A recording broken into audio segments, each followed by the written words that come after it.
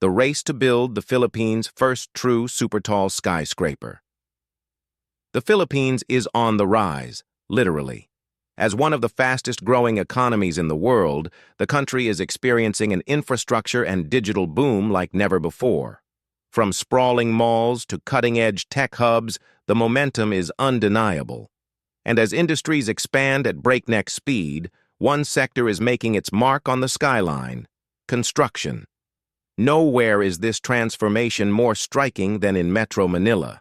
This vibrant, chaotic, and ambitious metropolis ranks 11th globally for the number of skyscrapers, standing shoulder to shoulder with Bangkok and Jakarta. Yet, despite its soaring skyline, there's one thing missing: a true supertall skyscraper, a single towering icon that cements the city's place on the world stage. A city that keeps reaching higher. Manila isn't new to the skyscraper game.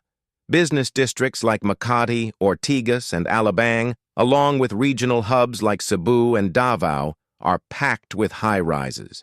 And it's not stopping there. Construction is pushing beyond the capital, bringing the vertical revolution to the farthest corners of the archipelago.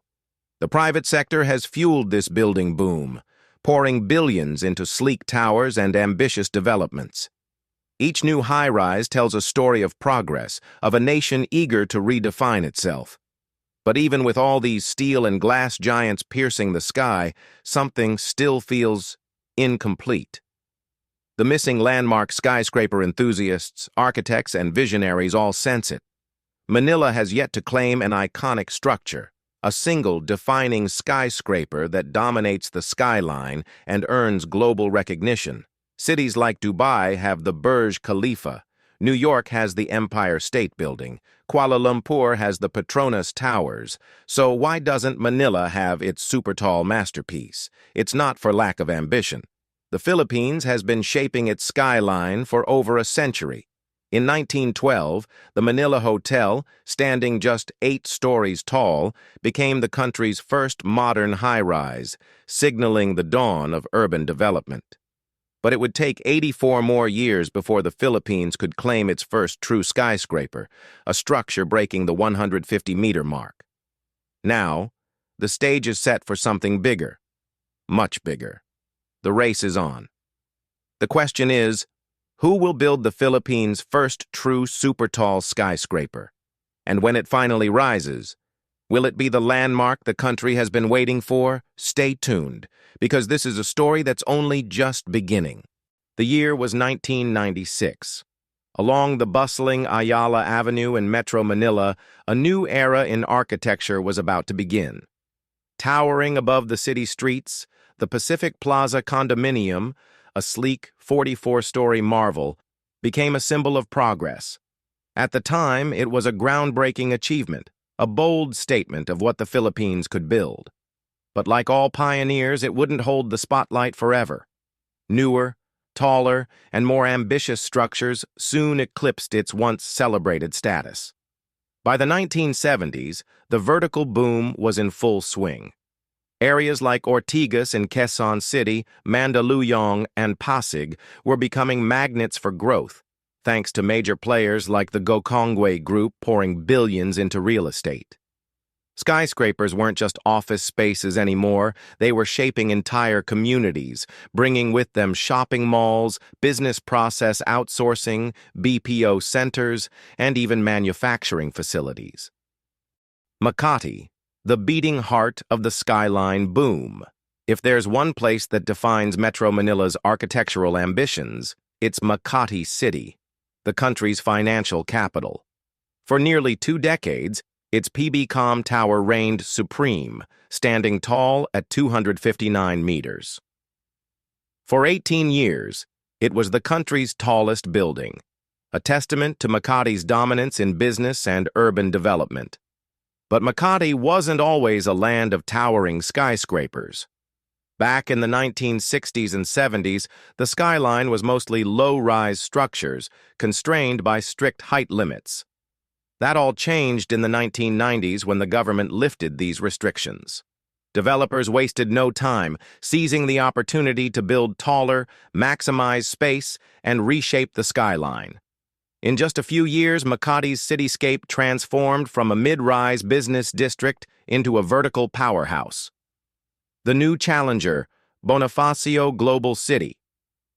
Fast forward to today, and most new high-rises in the Philippines stand around 45 stories tall, with the tallest reaching 52 stories. But if there's one place turning heads in the modern era, it's Bonifacio Global City, BGC. Once a military base, BGC was privatized in 1992. What happened next was nothing short of remarkable. In just a few decades, it evolved into the country's most advanced urban hub, a district defined by cutting-edge architecture, smart city planning, and a booming corporate scene. Today, BGC is the Philippines' answer to global business centers like Hong Kong's Central District or Singapore's Marina Bay. Breaking the 300-meter barrier. For years, despite the country's rapid urbanization, no building had surpassed the 300-meter mark until September 2008. That was the moment when Taguig City announced a game-changing project, a 66-story skyscraper that would dethrone Pegcor Tower as the tallest building in the country. The result? Grand Hyatt Manila, a stunning 318-meter skyscraper, officially opened its doors on January 23, 2018. With its elegant design and commanding presence, Grand Hyatt Manila redefined the skyline and set a new standard for vertical ambition in the Philippines.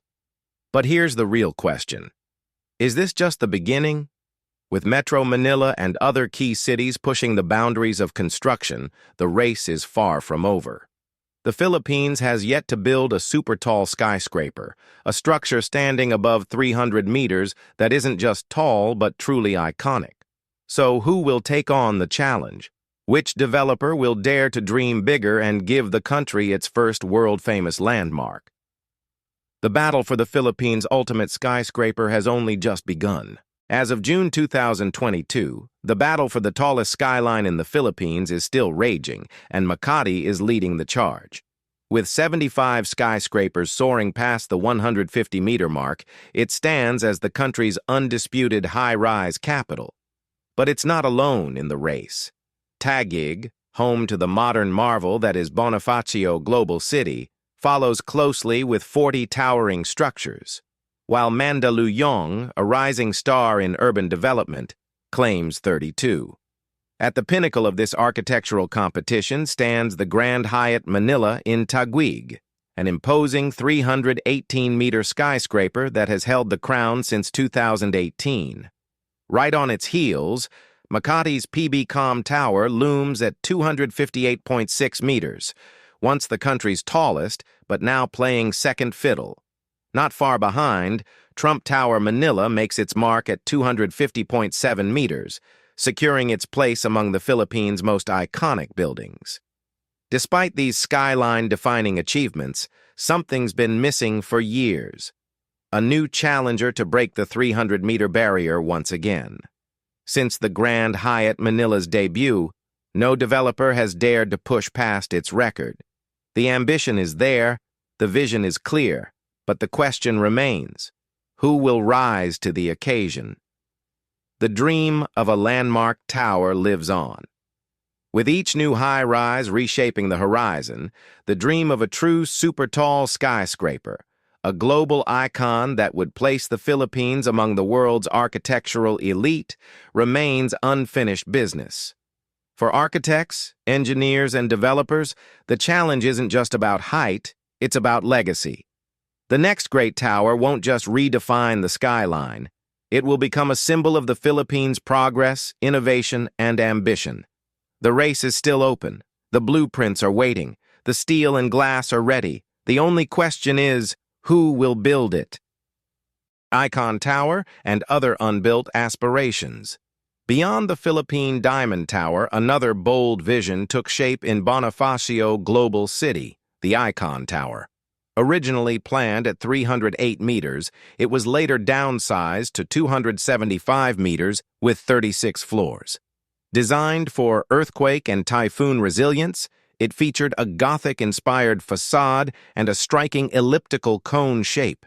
Yet, despite a 2021 target completion, the project remains stalled. Elsewhere, regional skyscraper dreams emerged. Puerto Princesa's Princesa Tower, a proposed 680-meter landmark, was announced in 2018, but never took off. In Bislig City, Mindanao, the 88-floor SJS Maritime Empire Tower, backed by a European funder, promised to transform the skyline, yet updates remain scarce. Why the Philippines struggles to build mega-tall towers. Globally, mega-tall buildings, those exceeding 600 meters, are rising rapidly, with Burj Khalifa, Dubai, Shanghai Tower, China, and Mecca Royal Clock Tower, Saudi Arabia, leading the way. Malaysia and Vietnam have also made significant strides. The Philippines, however, still lags. Several factors hold back its skyscraper ambitions. Frequent typhoons and earthquakes make construction complex and costly. Strict height limits due to Manila International Airport. Bureaucratic red tape, with 29 steps and 84 days needed for permits. High electricity costs, up to 87% higher than regional neighbors.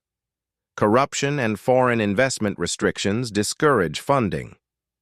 Urban congestion and infrastructure issues make securing tenants a challenge, a future full of potential. Despite these hurdles, the Philippine economy is booming, with cities like Cebu, Davao, and Pampanga driving growth. The upcoming New Manila International Airport could ease height restrictions, unlocking new opportunities for super-tall buildings.